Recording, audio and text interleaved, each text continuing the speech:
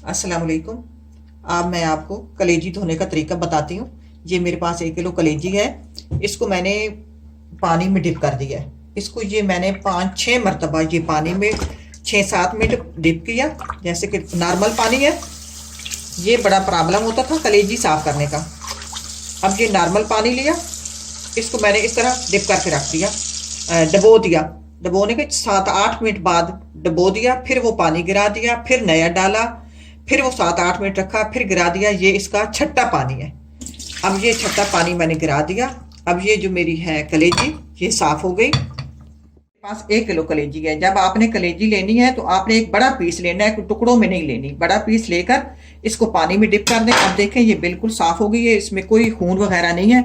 अब इसको मैं काट के और इसको मैं पका लूंगी। आपने इस तरह का धोना है तो इंशाल्लाह आपकी कलेजी जो है वो स्मेल वगैरह उसकी खत्म हो जाएगी। 6 बार 7 बार पानी इसका चेंज करें और 6-7 मिनट बाद डबो दें। उसके बाद वो पानी चेंज करें, फिर डबो दें, फिर चेंज करें।